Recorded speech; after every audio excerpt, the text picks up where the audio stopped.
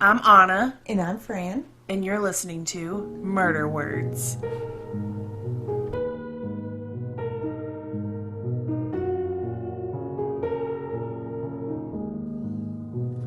All right, we're back with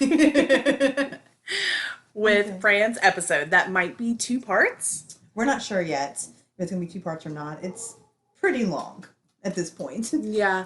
Also, that was my dog who was just barking outside. That was also my dog that you heard running upstairs. So we just live in a pound here. Yeah. Anna claims that the smallest one can sit, but I haven't seen it yet. She's so smart. Okay. So I don't think we have any new updates. Other than the masks, we've had a lot of interest in the masks. really so have. if you guys want one, let us know. They're super cute. Other than that, you want to just dive right Let's in? just dive right into Let's it. do it. Okay. So mine's going to be, it's a serial killer. Love and it. It's sometimes referred to as the grandma serial killer. Stop. I You know. always pick older I do. It's always old. people. I It's feel like she was born in 19 Leonarda was also a grandma. Yeah, she was born in 1929. Oh, okay. So yeah, it's a little bit of an old one. We're gonna Okay. go through her entire life. All right. It's very Let's do relevant. Okay, so I'm only gonna say this last name once because I'm gonna get it right the first time, but after that I'm not gonna do it right because I'm just gonna be into stuff. I think you can like look stuff up on Google and like press how to pronounce it, right? Is that a thing? I can't even In do the- Cheryl. Okay, so Sure. You're right. yeah, Okay, we'll just go stop with it. Okay, like don't change. We talked about this.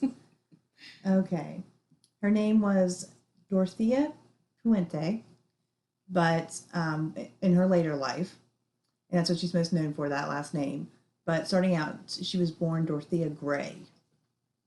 She was born. Are you related? No, I'm sure not, but it went through my mind. Okay, maybe I'm just saying you haven't done a 23andMe or Ancestry I yet. have not. Gray. I'm definitely related. Okay.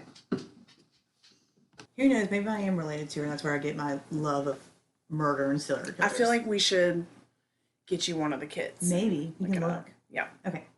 So, anyways, she was born January 9th, 1929, in California. She came from a big family. She was actually the sixth of seven children.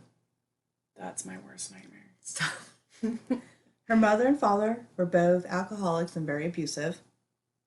Her parents' income came from working on a cotton farm, and Dorothea's mom found extra income working as a prostitute. You had to do, they have seven children. Yeah. They need income. Her childhood was just absolutely terrible. Mom would bring her clients home, so she witnessed like her mom sleeping with like other men in and out of the house, Yeah. and like heard things that she should not have heard at her age, or really any age. You never want to hear that. Yeah. Ooh. Am I holding my sadness? I'm twisted. I'm a little mixed on this one, Okay. but for the most part, yes. But I'm a little, divided with it. Maybe Okay. it's because she's like my great great great aunt. You But gotta stay loyal. you gotta stay loyal to the family. Her dad never got off the couch. He was a heavy drinker, and he was known to be abusive to the children. Dorothea's mother was obviously in and out of the house a lot, and when she left, she would actually lock Dorothea in her and the seventh child in a closet with food, so that they would be like taken care of, but she can go out and do what she needed to do and come back. So I don't know, she just thought that she was protecting them by this. Yeah, like she didn't want them out in the house, like setting things on fire. Right. Okay. She thought this would help them or what, but it was also 1929. We don't know how weird that was. Yeah. You know Could have been normal. They've left their babies like in those glass window things, sitting out of the house. You ever seen those? No. They're like cages. They put cages outside their windows so the babies can have fresh air. Okay, Stop it. Yeah, we'll talk about that later. I can put a picture of it after this video for some reason. I know. Listen, I went to a baby shower the other day, and she said that she has been working on early literature or something. I don't have a baby, so I don't know. And everyone that was at the shower started laughing at her. Like everyone was like older, Yeah. and they all started laughing, and they were like, "We used to just throw our babies like in the backseat of the car. Yeah, There my was mom. no early literature learning in the womb." I know my mom told me she brought my oldest brother home in a shoebox. Like that's what they did. So he came home in a shoebox. That wasn't weird. Yeah. That wasn't Yeah. weird for back then. They just put him. I don't know if they put him like under the seat a little bit so he didn't move around. I don't know, but he came home in a shoebox. Yeah, like literally that generation started laughing. They were like, "No, it's not gonna work." Early literature, stop. Okay, back to the story. So, her father actually died when she was 8 years old from TB, tuberculosis, and her mother shortly died after, when she was 9 from a motorcycle accident. So they were both like really sudden deaths. Yeah. Dorothy then spent the rest of her youth kind of being passed around from foster home to foster home relatives. She never really found like a settled down place for her. But one common thing that all of her foster families and relatives said is that she was known to lie. This is probably a survival skill from her childhood, that she had to learn to lie and hide about what was really going on in her house or about things like that. So she lived home to home until the age of 16. And then she kind of ran away or decided that she was going to go out on her own and see if she could make it out on her own. Yeah. Because none of these guys their homes were good for her, basically. None of them, there's always like reports of abuse and things like that. Why is it always like that? That's sad. I don't know. It really is. It really is. Anytime they get into the hands of other people, it just doesn't work out. So what she started doing to make income was she started to do sex work. And when she was underage, 16. Through her work, she met a man named Fred McFall. That's a name. Hold on. Fred McFall. There we go. I'm terrible at last names. Okay. Fred McFall. It's like my tongue breaks in the middle of it. It's like it goes numb or something. He had just returned from fighting in World War II. He was 22. And the fact that she was a prostitute is like one thing that really attracted him to her. Okay. He liked that she was like underage and like selling herself, because he felt like she was like a really independent woman doing that. That sounds really creepy. It is. She was 16. He was 22. And so he kept like going at her. Dorothea really wasn't like interested in him. She was doing her own thing. But eventually she broke down and agreed to like start seeing him, and then eventually married him. She did this when she was still 16, so she didn't know this man for very long. And that was in 1945.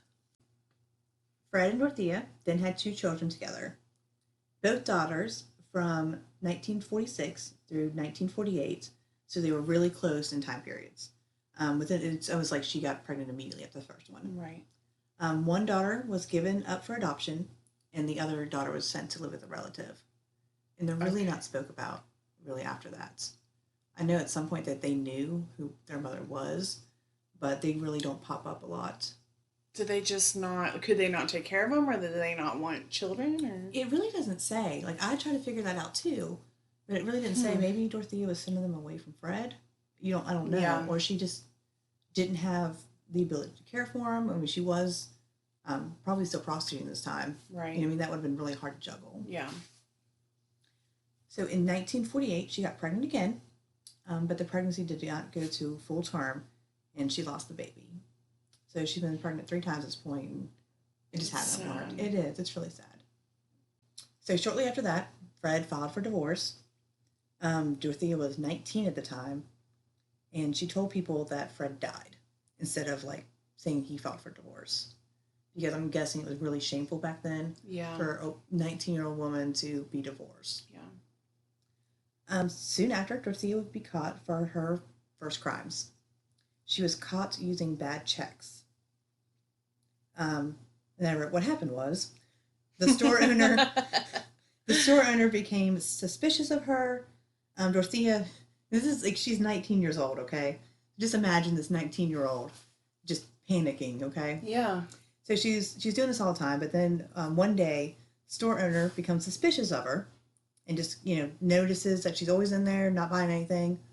And he calls the police. But in the meantime, like, he hasn't told her to call the police, but he's like just trying to keep her there for a little bit.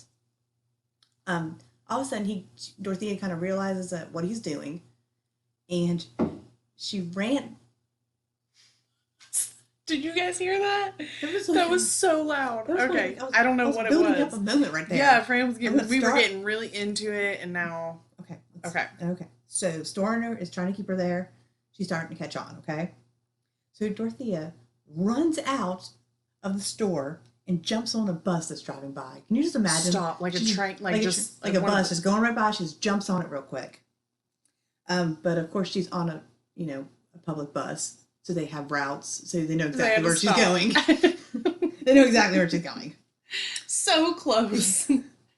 And so the police followed the bus and then picked her up because they had stops. You know what I mean? Yeah. You couldn't really get out of that one. She ended up being sentenced to a year in jail for that crime. While in jail, they did like a psych eval with her and everything. And, the psychiatrist diagnosed her with suffering from low self-esteem. Basically, she really wanted people to like her. She stole things to like look good. Like she always like really cared about her appearance a lot, and would steal things that just made her appearance better, not like food or something, things like that.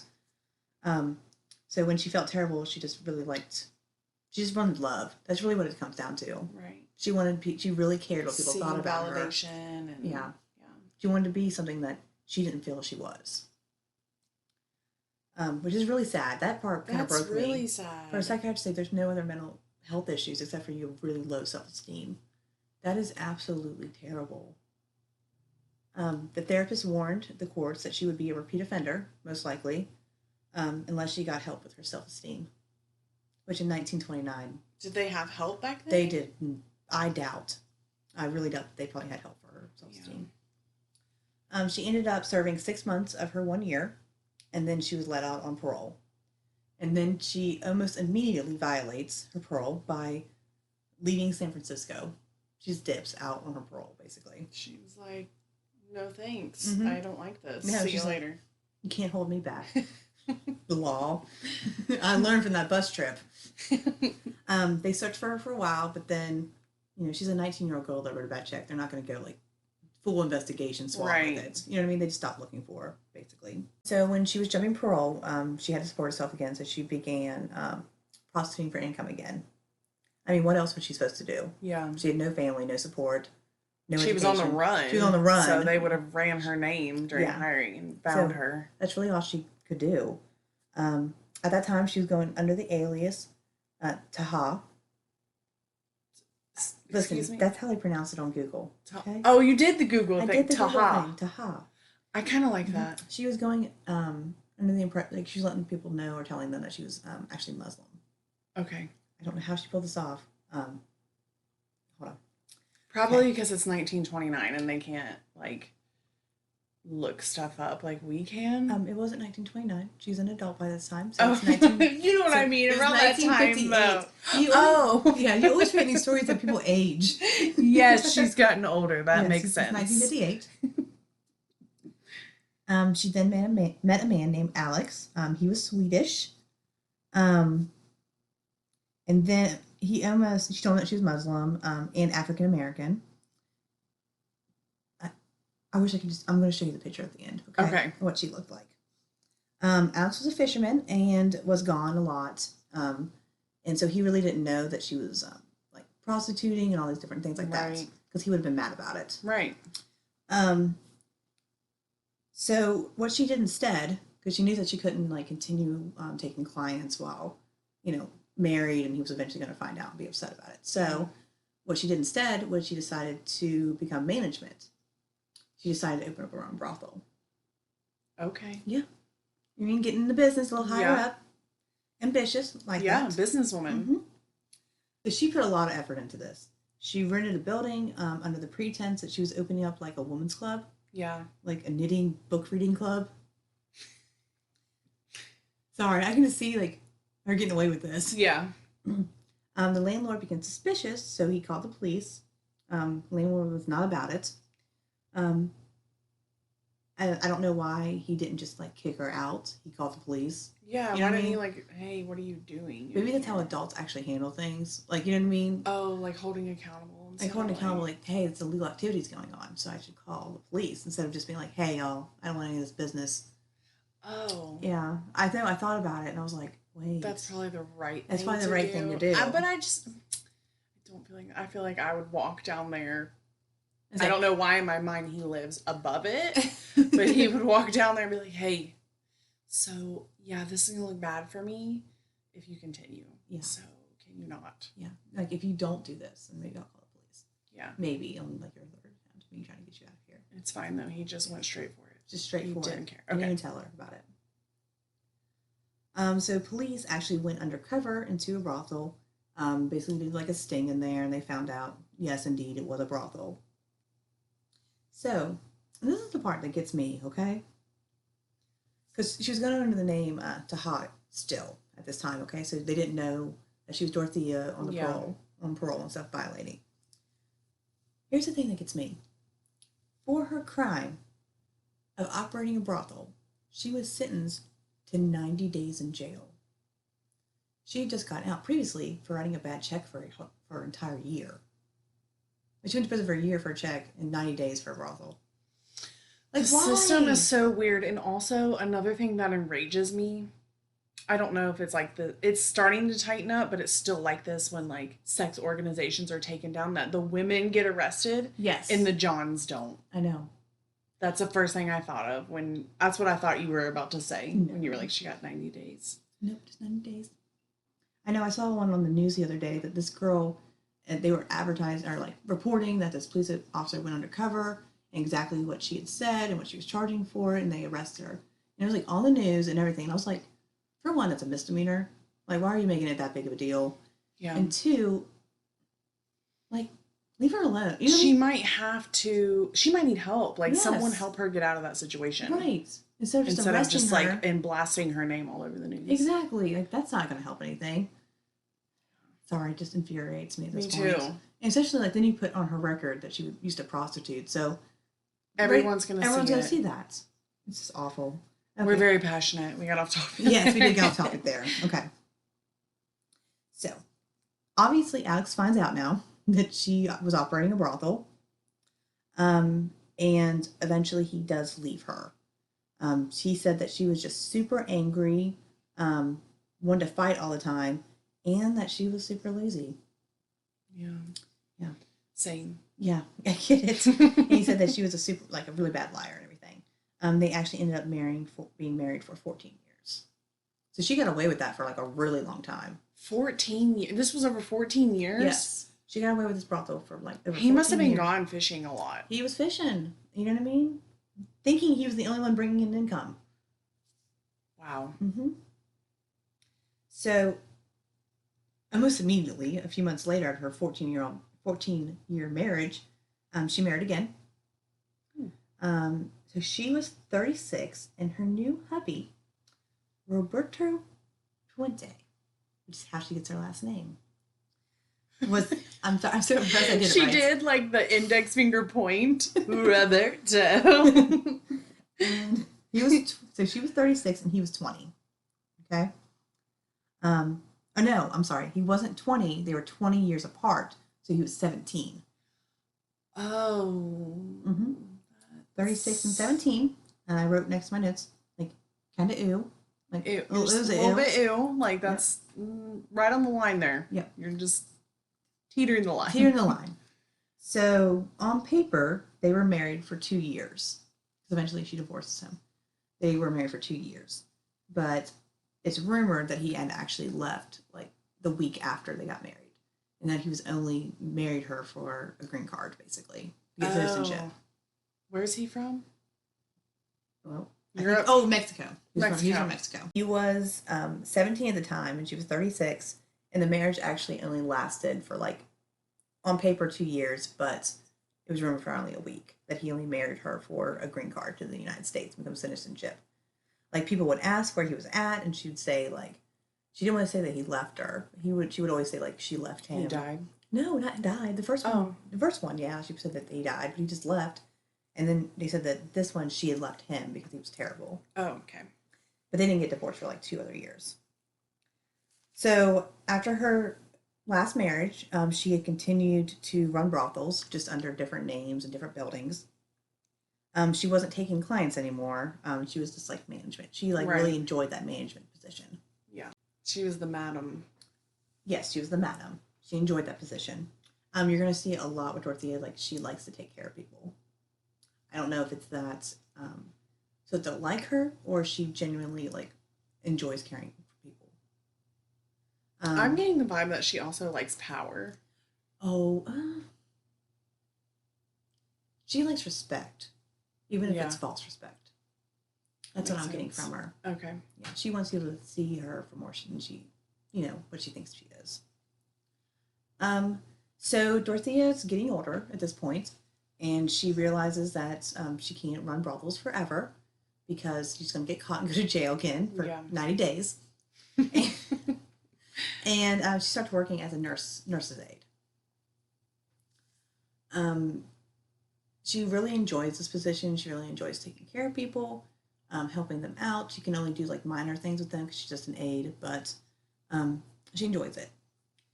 She decided that at one point she decided that she could make more money as management again because she had management skills. Right. So she decided that she was going to buy a house on F Street. Okay. This house, okay, this house was 3 stories, had 16 bedrooms. How did she get this? She saved up a bunch of money? I don't know. Like I was trying to figure out how she did this, but I mean, I guess the brothels made good money. You know what Yeah. I mean? She probably had it hidden somewhere. Um, I even wrote that. I had no idea where she got that money. Yeah. Like, that's a huge. It's huge, and it had a giant basement in it. Okay, You love that basement, don't you? I love the basement. Okay, she used this as a care home. She would help like the elderly move into, you know, drug addicts, alcoholics, people with disabilities. She'd allow. Basically, she would bring in people that didn't qualify for any like a full care home or anything like that because they were like difficult cases. So she'd welcome them into her boarding house. What an angel. You're gonna feel mixed at the end, Okay. okay? In small time criminals, which like the problem kids. Yeah. Okay. I don't know how to feel because I feel like that's so nice, but I feel like she's going to turn out being not nice. So I have. I'm not gonna tell you. You keep looking at me. You're just going to make sound effects like. Well, you're looking at me with like, tell me tell me. Okay, so the way she had it set up was, and I compared it almost to the Titanic, basically. So like she lived on the top portion of it, but like it was tiered out. So like clients that had a little bit of money, they stayed in like right below her, and then the bottom area, a little bit less money, they stayed in that area, Right. and they all had like their separate rooms with a toilet in it and like bath area to it. It just like a toilet sitting in the room. Like just like a random toilet in there. So weird to me, right? They had communal showers. Sorry, that bothers me so bad when I see a lone toilet. They had a lone toilet in their room. Yes, it's a lone toilet. I know, it gives you a weird, really weird I'm visual. trying to picture it like if there was just like a toilet in our Yeah, bedroom. just like in the corner. No walls, just like a toilet. Maybe convenience? No, okay, anyways, not about the toilet. All right. So then in the bottom, which would be like, third class, like compared to Titanic. Third class, she had it almost laying out like bunk beds down there. And like they would only Okay. have like a sheet between them and stuff like that. So it was just kind of like, hey, you can stay here. So it's good to mention that Dorothea had no medical training whatsoever. She only had her experiences working with a nursing aide under the care of other people. So she kind of boasted that she was more qualified than she was. She had actually printed out diplomas, like fake diplomas, and put them all over her office, and had like random medical equipment laying around that she didn't even know what to use it for, but it was just laying around to look good. Wow. She went really far with it. Yes. So when people walked in her office, they're like, "Oh, she's so qualified. Fancy. Look at all these, Like, look at all this look stuff. at all these diplomas. Smart. They're lining the walls." The only catch to staying in the house is that you had to sign over like your government benefit checks to her. Like, because most of them, as I said, they were disabled, elderly, or actively drinking, drug addicts. Right. So, drug addicts. I said drug addicts. It's okay. It can pass because we are former drug addicts. So we make it it's okay. I just had the worst laugh. Okay. Yes. So she decided over the checks, and it was also beneficial that she knew how to work the system with that. Like, she would help people sign up and, get them more benefits if they needed. But the thing is, like, she would take them checks and put them under her name. And you're not really supposed to do that. Right. I mean, she wasn't really like a facility that could do that. She was just an individual person. Right. And she'd make up various reasons of why.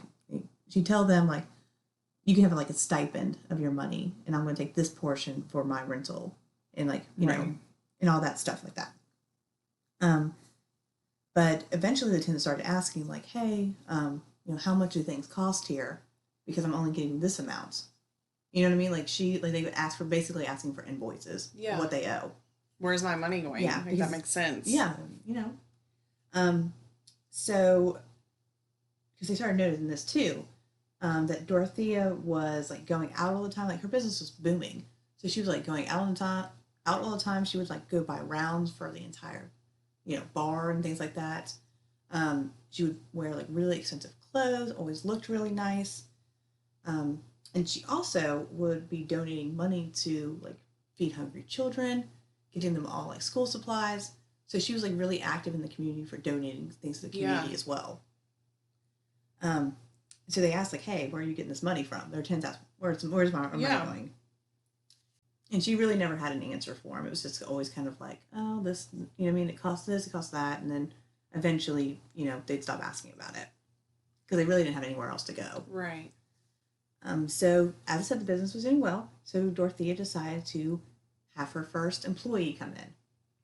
She hired a guy named Pedro Montalvo. He was very cute. He was very young. I think he was also Spanish. So Dorothea instantly takes a liking to him.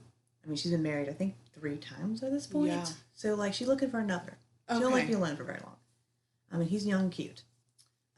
So she hired him as her gardener, basically. She was really into gardening.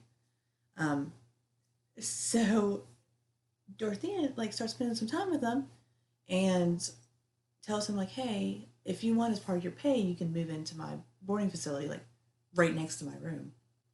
So, yeah, getting in there a little bit. And she decided, like, eventually, them going out all the time, spending money on him all the time, they start hooking up. When she was 45, her and Pedro actually get married. She's a cougar. She's a very big cougar. He ended up leaving, though, 2 months later, and she filed for an annulment. I feel like the common denominator here is Dorthea. Yes. She also has a very bad man picker. Alex seemed to be okay. The 14-year-old, he seemed all right. The 14-year-old? 14-year-old marriage. The marriage of 14 years seemed all right. But this one, none of the other ones seemed very well at all. So Pedro and her did not work out, obviously. I mean, 17, 36. I didn't really imagine it was going to for very long. So she got that annulment. Shortly after that, her boarding house was reported. One of her tenants had been arrested for public intoxication, and while he was sitting in jail, his government checks were being cashed. And they were like, whoa, wait, that's not right. Yeah. You can't do that, because they reported him incarcerated, and they're still getting, so they popped a red flag. So then he tells the police, like, she, required everyone to sign their checks over and everything when they got in there with their boarding house. So she was arrested. Again, she was arrested again. Guess what she was given? Stop. 30 days. Yeah. She was given 5 years probation for stealing money from the government for years. Because this house ran for years. She got very lucky.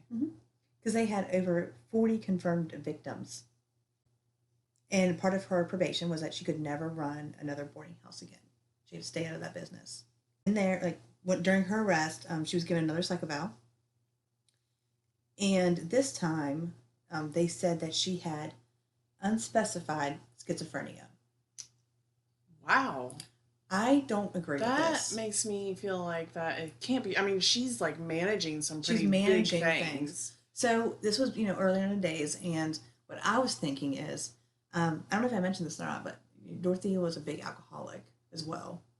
She drank a lot, but she was able to manage. I don't want to say manage her alcoholism because you really can't. Functioning alcoholic type of thing. But she was able to do her job during the day, and then at night go out and drink all night, and then wake up the next day, fulfill her duties, and then part every night like that. She only drank in the evening, so it didn't affect her boarding house basically. So they think maybe it was like a Jekyll Hyde situation with her drinking, and they thought this is schizophrenia. I don't understand how they got to that. Well, they didn't really, account for people's drinking back then, like that they are putting substance in their body that would cause it to appear that there's someone schizophrenic. Because her low self-esteem, the way she manages things, the way she was thinking, it also sounds like she disassociates a lot from things. Yeah. So, in my eyes, it was probably, especially because it was unspecified, because she had like a little bit of each type. Yeah. I don't know what types, but that just said to me like it's alcoholism.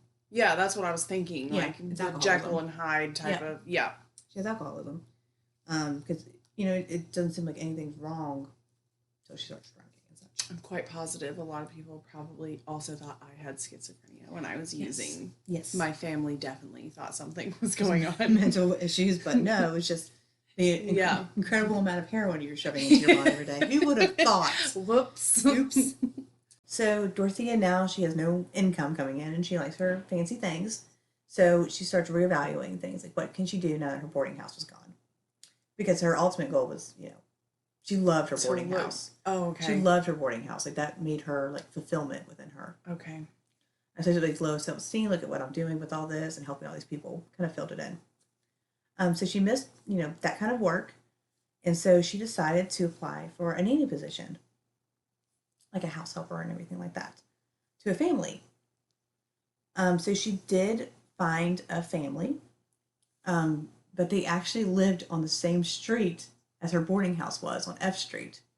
So they knew about it? Well, Dorothea knew that she was like a known criminal in that area. Like she'd been arrested like 7 times in this area. Well, that's dramatic, but you know what I mean. So she decided that she was going to make herself look older, dress older than she was, and even got like bottle glasses and everything like that. So that she would look like younger older and like more innocent. So they wouldn't recognize her as like that criminal. Wow, she's really getting into it. And I want to show you something real quick. Okay. I want to show you what she looks like at this time. Okay. Before the older after she started dressing up. Old. She was actually technically in her 50s at this point. Like she just turned 50. But she was saying everyone she was in her late 60s and was 70s. Okay. I'm going to show you this to you, okay? Okay. I'm ready. So this is a picture of Dorothea during that time. What did she describe what she looked like? Oh my gosh. Stop. She looks like a little grandma, huh? She looks like an old, precious someone who's making cookies. Knitting. Yes. Yeah, knitting again. Yes. You said associating knitting with innocence. But yes, she's just... We're going to have to post that. Yeah, she I would hire like her. A grandma. That's where she gets the grandma serial killer. And she hasn't even killed anyone at this point. Yeah, she looks precious. Yeah. She has the big giant glasses, even. Yeah. This is all just a makeup, like, for her. Like, she was in her 50s at this time. Like, she didn't look like this. She made herself look like this. She's talented. She really is. That is some artwork. She's a great manipulator. Yeah. She's manipulating me right now. Yes, with she this is. Picture. That's her. Yeah. And we will post that picture. It's pretty alarming, honestly. Yeah.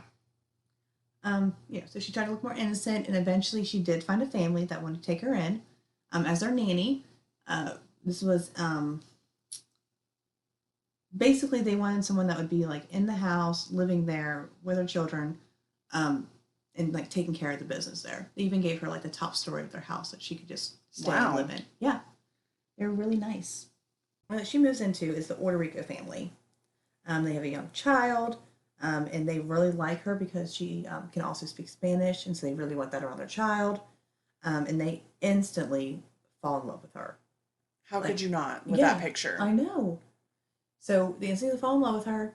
They even, I mean, to the point, she's considered family to the point that when they had their second child, they made her the godparent to that child. Wow. Yes. If anything happened to them, that baby would go to her. That's how much she like fit in with that family. Manipulator. Yeah. Manipulated into that family, basically. Yeah. Because Dorothea would lie. Like, she would say that she was born in Mexico, raised in Mexico, that she was like a doctor down in Mexico, or that she came, like, she had 18 siblings, or just she would just make up all these like interesting stories about herself. Yeah. Sometimes people believed him, sometimes they didn't. But this family very much did. Yeah. These were like her prime victims. Yeah. These are someone. So, she's working at this house. It's really working out very well for her. But then she realizes, like, hey, I'm only, really only have like part-time duties here. So I need some more income coming in, or I can get some more income because she likes her pretty things. She then found a company that didn't ask for background checks because she would have absolutely failed that. Yeah. And in this position, she was allowed to go to like private homes and stuff. Like, she was like an at-home care person. So after she's working there for a while, the client starts like thinking that she's stealing their items, which she probably was. Right. Yeah. But Dorothea would always talk her way out of it and say, like, because she looks like a precious grandma. Yes. Like, you do not want to believe that someone like that could do anything. And eventually she found a really good client where she'd go to her house. Her name was Esther. And she was very wealthy. She wanted to keep, Esther was like a prime person for her because she could steal all of her stuff. And she also had a heart condition, so she couldn't get around very well. So she really enjoyed like going there, and taking all of her things, and providing care for Esther. So Esther had this heart condition, but she also like was on the mend from it. Like, she was getting better and better every day. The doctors were really happy about her progress. So Dorothea didn't want that. Yeah. Because if she didn't need her anymore, she wouldn't be able to go to her house and steal things all the time anymore. So she started to drug Esther with her own prescription medication, like Dorothea's medication. Like, it seems like every time that Dorothea would come over to the house, Esther would end up in the hospital a few days after that. Yeah. So they were starting to catch on. The doctors were really suspicious of her. They would run tox screens on her, but they would only find like her own prescribed medications that she's supposed to have. So they didn't understand what was going on with it. Do they have the same prescription? And she was just like overdoing it, or well, we'll explain that. Oh, okay. So she had her own prescriptions at the right levels with it. Okay. But then they couldn't figure out why she was still getting sick. And I'll tell you, these doctors were like top notch. Like, if I ever get ill, I'm sure they're dead now, but I would want their grandchildren to see me. They are top notch. They're like serious.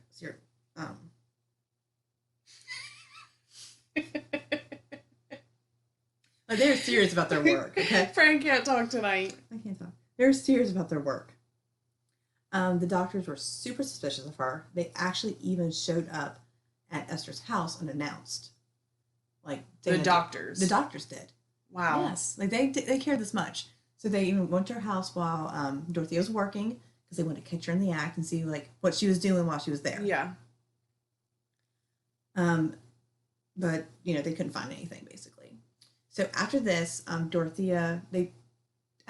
of her doctors got a phone call from another hospital that was like out of town, like further away, and they were asking about information about Esther because she was like a new patient to them. Yeah. So she now has dismissed her old doctors and now seeing somebody else. So Dorothea has switched her. So switched her doctors, yes. Convinced her to switch her doctors. And Esther's, just kind of in the middle with this. Like, she trusts Dorothea. So this kind of confirmed the doctors. Like, they were like, okay, something's going on because this hospital's like way out of her way. Like, they're going out of their way to avoid me. Yeah, red flag. Yes. So the doctors decided to do even a further tox screen with her, and they discovered that all of Dorothea's medications were in her system. She was given her own medications for like sleeping and just medication she didn't need, basically. So this was definitely found out, And Esther found out about it, and so she, of course, fired Dorothea. You know what I mean? She got rid of her. But they couldn't really take it to the police, but they had no real evidence. Like, that would be dismissed. Like, you know what I mean? All you have is some of these medications. And she could even claim that, like, she'd taken them on her own. You know what I mean? I bet Esther was devastated over that. That little heart condition is what was poisoning her. Yeah. So one night, like shortly after this, Dorothea was at a club, and she met a man named Malcolm. They went back to his house because they were getting along real well. Went back to their house, hanging out. I think he was like a little bit older than her, and she's switching it up. They're at a club, drinking, having a good time, and they decided to go back to his house. And when they're in a taxi, Malcolm starts to realize that he is really messed up. Like, he had a few drinks there, but he was like really, like, he's fucked up. Okay, like she is poisoning people. So he was like aware of all his surroundings, but his body would not physically react to anything. That had to be terrifying. Yeah, it was. So Dorothea comes, she brings him on a couch, settles him down, and then she pulls out this big red suitcase and starts like going through all his stuff, like just robbing the shit out of him, basically. Oh my! In front of him? In front of him, he can't do anything. He can't do anything. He's immobile. So she just steals all the stuff laying around, okay, and robs him blind. She even walks up to him before she leaves, and he thinks that she's gonna like help him or something, but she just takes the ring off his pinky finger. Stop it. Dude, she was serious about it, okay? And here's the thing, like, she had already told Malcolm, like, her name. Like, and so... Stupid. So stupid, right? Already told him her name. So, of course, it was pretty easy for, after he called the police, for them to find her. So she ended up being arrested for this, for drugging and robbing a man. Did she get, like, 3 hours in jail? Well... She was released on bond. Oh, okay. She was released on bond. And all she had to do was, like, you know, like, chill out for the next 3 months. Like, that's all she had to do. It was, like, till her court date, they were talking about, like, she probably wouldn't be incarcerated. She's old looking. You know what I mean? Yeah. She looks like a grandma. So they're not going to... She could have been like, I'm losing my mind. I'm old. Yeah. No one wants to commit to grandma either. You know what I mean? So, for 3 months, she went out and decided that she was going to go, like, hatch her next plan. Okay? She was still living at the Orderico family because apparently they loved her that much that they did not like. Oh, they were like that wasn't true. Yeah, she didn't drug a woman over a long period of time, or rob this man after drugging him. They didn't care. Wow. Okay, she was still looking after their kids, living in the top floor of their house. So Dorothea had a best friend named Ruth. They were around the same age, and Ruth was going through like a really hard time because her husband had died from cancer. So she was really sad, really upset. And Dorothea came to her with like an idea that they should start like a catering business. I would never go into any business with her. I'm sure she wouldn't. Thanks, Anna. So they decided to start a catering business because they both really enjoyed cooking and things like that. So, her kids fully supported this because she was sad and she just needed something to occupy her mind now. But of course, Ruth fronted all the money for the business. Of course. You know how that goes. They're getting their company started. They're doing a little bit of work with it. And Dorothea realizes that Ruth is really sad all the time, and that's bad for business. She can't just be sad all the time because her husband recently passed away. Yeah. And they're best friends at this.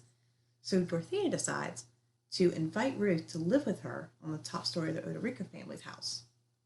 So, like, even her kids are like, okay, Mom, like, you need a friend right now. You need to stay with her. I can see that, but is the family just like, yeah, dude, just invite all your friends to live? Oh, yeah, they love her. Godparent. They love her. Okay, yep. I mean, that takes a lot of love and trust. Yes, a lot. And obviously they had money. You know what I mean? So they could have picked anyone, but they picked her. It kind of reminds me of Mrs. Doubtfire. That is exactly who I thought of when you showed me that picture. Yeah. When you said explain it, I almost said Mrs. Doubtfire. That's what it reminds me of, Mrs. Doubtfire. Like, just the glass. I think it's the glasses that remind me of her. All innocent and sweet, but then like has a giant secret. I mean, his secret wasn't like death, murder, and right? Poison, but So Dorothea invites her to move in, and she accepts. Ruth moves in with her to the house. It seems at first that she's doing okay. She's handling everything. But all of a sudden, Ruth started getting sick. Her family would come over and they'd see that she just didn't look good. Um, at one point, they came over and their mom was like, just like glaze eyed looking out a window. Yeah. You know what I mean? Like they could tell something was wrong, but like Dorothea told them that she'd taken to the hospital because she had a mental breakdown, which they believed because she was going through a lot at that time, and they had, sedatize or tranquilized her and everything else like that. That was really weird how I said that, but that's what happened. I feel like she was a horse that tranquilized her. Her tongue is numb again. It's fine. It's numb again. They saw her that night, and then within 3 days, the son comes over again and sees his mom, and she's just like curled up in a ball. And Dorothy says she just doesn't feel good. She's sick. And, Ruth's like, yeah, I'm really sick. I don't know what's going on. I don't feel right. There's something wrong with me. And, Dorothy is known as like a home care person. So they're like, she'll take care of her. She'll take care of her for her. Within a day, she was dead. She died. The coroner was really confused because of how quickly she had died. And the medications that were in her system. So it ended up being where when the police came up, they couldn't decide if it was a suicide or a drug overdose. So again, no proof. So there's no proof of it. The family was very suspicious of Dorothea, though. They went to the police, but they said there's no evidence. You know what I mean? You can't really prove. It could have been overdose. Yeah. She could have gotten a hold of her own medication. Yeah. Because she overdosed on Dorothea's medication. Didn't mention that. Which was Tylenol and codeine, like a big lump of it. Yeah. But there's just no proof. She could try to commit suicide and take these medications. It's all like circumstantial at this point. Yeah, she's very good at circumstantial evidence. Yeah. Her court date was like 3 months away, and so it was coming up at this point. This is not going to look good. Well, that's what she thought. She said it was not looking good for her. Yeah. You know what I mean? A friend died in such circumstances, and she drugged a man and robbed him. So what Dorothea decides to do is she decides she's going to run. She gets out all the money from Ruth and hers catering business. She buys a ticket to Mexico. Then she heads to one of her friend's house randomly throughout the day.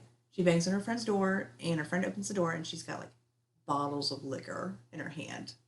Dorothea does? Dorothea does. Oh, okay. And she says, I know it's 11 o'clock in the morning, but I'm really stressed out. I need someone to drink with right now. So her friend's like, all right, come on in. Yeah. Like, we gotta do this. Yeah. You know what I mean? She's a good friend. So Dorothea heads to the kitchen. She, makes her drink up. They each get like really strong drinks. They're just like, they're gonna go a little hard tonight. Right. So she brings one to the table, and Dorothea drinks hers, and then her friend drinks hers.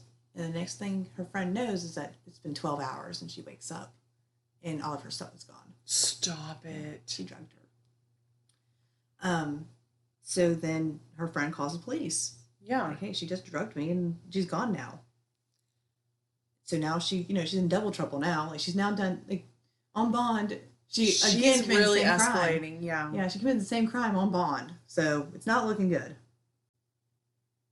Oh, so, obviously she's not showing up for court at this point. She eventually is picked up, though, pretty quickly after this. She doesn't run very well. Like, she's not on the run very long on any of her things. Like, she doesn't hide very well. Right.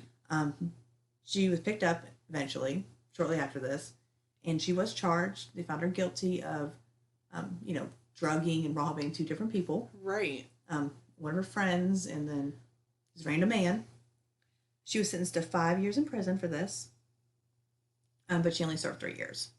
While in prison, she was pen paling all these guys, and she finally found one that she liked. His name was Everson, and he was 74 years old, so he was a good bit older than her. Okay.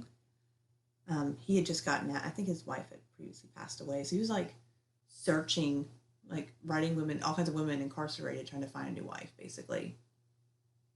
Interesting choice, but it's okay. Sad, right? Like, it's really sad. That's like, I guess they didn't have like online dating then. You know what I mean? Like, how are you supposed to get out? So you write to women that are all in one place. I can. Well, that is sad, but it makes sense. It makes sense, right? Yeah. All the women are in one place. You can just write letters there and they'll get around. And then when you find one you like, it's like, okay. Yeah. Yeah. Again, they didn't have the swiping. Yeah. The swipes. So she really wasn't interested until she found out that he got government checks, and they were for a substantial amount, because I think he was in the service, so his were pretty big. Oh, okay. I was about to say, were they like larger than they are now? Because I feel like they're not like that much, right? Well, I don't know if I mentioned this or not, but for her boarding house that she was convicted of, and all the government checks, guess how much money it was? For 40 people, guess how much it was? How much? $4,000. How much does that equate to back then? I don't know, but I still don't feel like That's a lot. that's a lot. You know what I mean? So they did not pay them well to live off the government. Yeah, I still feel like they don't. Yeah, they don't obviously, but isn't that weird? Yeah, that's $4,000. a lot of work to not have that much money. Yeah, but she was making money though. I think it's because like cokes are like a penny. You know Yeah. what I mean? So maybe that makes a little sense. So when she gets out of jail, Everson actually picks her up from the jail.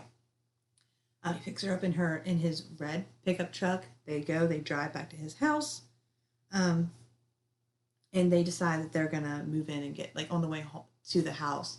He proposed to her. Oh. Yeah, right away. Fairy And said tale. yes. Yeah. And they just ride off into the sunset in this red pickup truck. They were driving they went to his house for a little bit, but then they, went to her where she has to be on parole and everything.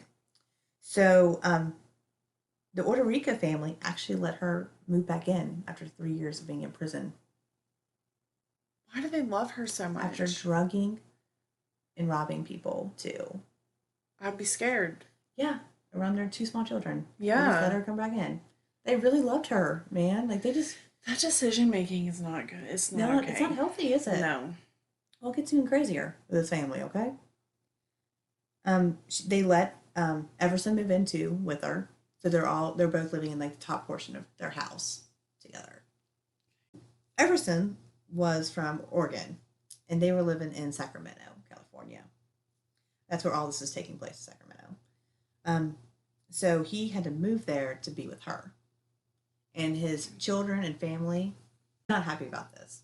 I mean, Yeah, I'd say. I mean, she just got out of prison Mhm. and he's old and moving across states. yes, just to be with her. I would be highly upset if this happened with one of my parents. Right? He just like ran off with this known criminal, and they knew too Yeah. that she was convicted of like robbing and drugging people. Yeah. Like they knew her history.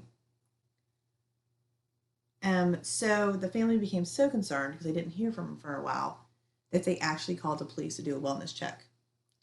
And they walked in, and Everson Yeah. was there fine. He just didn't want to talk to him for a little bit Right. because they weren't happy with his decision. So the police came in, checked on him, and Everson was like super mad about this. He really Yeah, he took I felt it like they betrayed him. yeah, they took it he took it way too far, like with his anger towards them. Like their relationship like ruined after this. He refused to take their calls, refused to write them, like his own children, refused to like to have contact with them again because he was so mad that they had called the police. Wow. It's a bit dramatic. It was super dramatic. So I'm sure Dorothea like talked it up and stuff like Yeah. that. You know what I mean? And, oh, they don't like your new wife. Well, I'm not replacing your mom. Stuff like that. Yeah. Sure. But Dorothea continued to write them behind his back, letting them know like what was going on with them, that they were doing fine and super happy and everything like that. But he still refused to speak to him. Did he know she was doing that? I don't think so. I don't think That's so. Because he would've creepy. been really I don't mad. enjoy that. Well, she said she just wanted to like let them know and give them like checkups on him because they knew that they would worry about him. Okay. Yeah. Around this time, the Orderico family had decided they were done with their house and they were going to move out. And they let Grandma Dorothea stay there, rent free, just hanging out there, I guess. So Dorothea decides that she is going to, despite her parole and conditions, open another boarding house. She does not care. She does not care one bit at all. She's really good at, just keeps on going. Just keeps on going with her crimes. All right. Very persistent. Very persistent. Not good at hiding, but very persistent. This time also people started to know that Everson looked a little bit sick. He was starting to look a little bit pale. Of course, he was 74 years old when they met, but He's living with a poisoner. he's living with a poisoner, so we're alerted at this point. Of course, people didn't know, but you know what I mean. So he looked sickly, and then shortly after, she told people that Everson had actually left and went to California and just left her hanging dry. But they were in his boarding house together, and then he just like dipped. She even sent his family a letter stating that he had left her and that he had moved out west, and then that was really all they knew. But then the actual truth was that he was still living at the boarding house with her. He was still like alive, and she was prepping. She was like prepping for this, basically, like saying that he was going to leave her. Okay. Yes, but then they found out that he was just like chilling at her house. Wow. That's not suspicious. Yeah. She had her reasons, I'm sure. So soon after, Dorothea hired a man named Ismail to install wood paneling around her, like the apartment area where she was living, because she said it needed like a little touch up and stuff. Okay. So she told him his payment would be cash, and that she would also throw in like this red Ford pickup truck with it as well. Okay. Yes. Sounds like a deal. Sounds like a good deal, right? Yeah. Like, here, you get your own vehicle. She asked him, while he was putting in like the wood paneling, if he would help her build a 6x3x2 box, because she wanted to store some books in it. Sounds like a coffin. That's about the shape that I looked it up. I was like, is that what a coffin looks like? Because it sparked coffin to me. Yeah.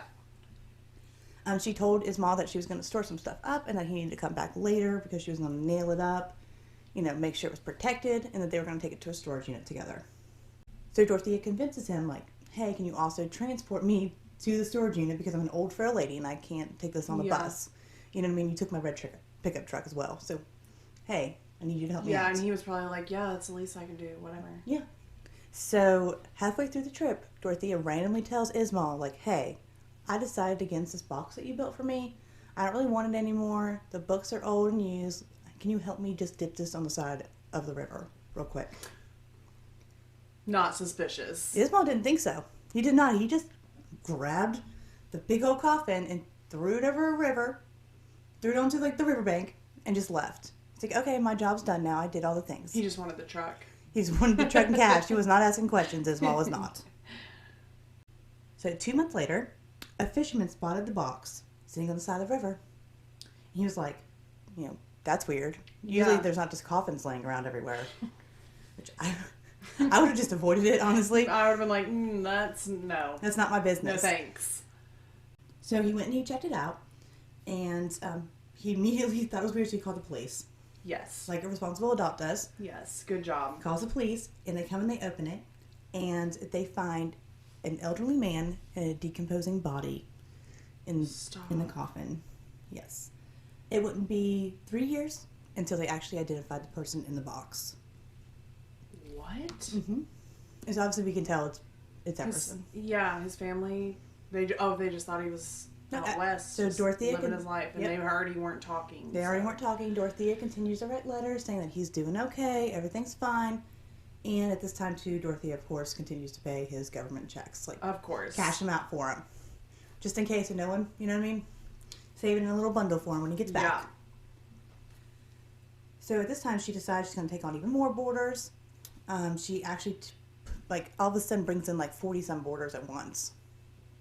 Oh, my gosh. Yes, she's got a busy house. Yeah. A lot of drug addicts. A lot of drug addicts in this house. She was still taking, of course, the parolees, drug addicts, alcoholics, and she was still, you gotta sign your government checks over to me. Yeah. Because I guess the government took care of drug addicts back then like that, with just a government check. Yeah. Pretty cool, huh? Yeah. I would have really liked that back then. So Dorothea was on parole during all of this. And the community, still really liked her. She was really admired by the community. Even people from parole, even while she was on parole, would come out and check out the house. And for some reason did not connect that she was a parolee, owning a boarding house while she was not supposed to be. They just did not check up on that. I guess her PO never came out, so she's like, okay, I guess I'm good. Wow. Yeah, they did not care. She got away with so much. She did. And it's not like she was, preventing herself from being caught, too. It just happened. Right, it was just out there. She was what she wanted. She was an outstanding member of the community. The tenants felt really mixed about her. Some of them, really hated her. Some of them loved her. She was known to be really mean to alcoholics, even though she was an alcoholic herself. She did go through periods of sobriety, but I don't know, she just had no patience for them, basically. Yeah. She like just couldn't stand him. I don't know if it like reminded her of her like dad and mom or what it was, but she was just really mean to him. She still cashed her checks, but she was really mean to him. So all of a sudden, tenants start to disappear in her house, which you would think would be okay because a lot of these people they're displaced anyways. They come and go, but one resident particularly started showing up, and it was Betty Palmer, who was 80 years old, and this was in 1987. Palmer joined the boarding house, and she was absolutely adorable and spunky, and everyone just loved her. She sounds it with the name Betty. She does, Betty. She's knitting somewhere. She's definitely knitting. I don't know why, but I imagine Betty with like a big like boa thing around her neck with like jewels and like one of the flashy older ladies. One of the flashy older ladies. That. I have that. Like I'm that too. But yeah, it's just like an older flashy lady with her hair cut short because she's a rebel. Yes. You know what I mean? So people absolutely loved her. She was always telling stories. She was super funny. And after about a month of being at the boarding house, she started to lose her sparkle. People noticed this because she was just like, really fun and outgoing and everything. So one night, Betty disappeared. Everyone woke up and Betty was gone. And Dorothea told them that her daughter had come and picked her up because she needed like a little bit more care and she's going to be moved to like a higher care residence place. Okay. Which seemed believable at that time. But unbeknownst to them, Betty was actually dead. Dorothea had killed her that night. Mm-hmm. And most likely over a period of long time of poisoning her. So, yeah. And so if you think about it, Dorothea is very old at this time, so she can't just kill someone and then just like take them somewhere. She's actually got to like plan and prepare things. Yeah. So Dorothea drugged Betty into a room that would later be called the death room. Stop it. And I'm going to end it there. Stop. The death room? The death room. Okay. We're all going to be panicking for the next week, like waiting for the next episode to come out. Mm-hmm. That was a good stopping point. Yeah. Disclosure, it means exactly what I just said. Okay. All right, you guys. We will see you next week for the second part of Dorthea Puente. All right. Love you guys. Bye.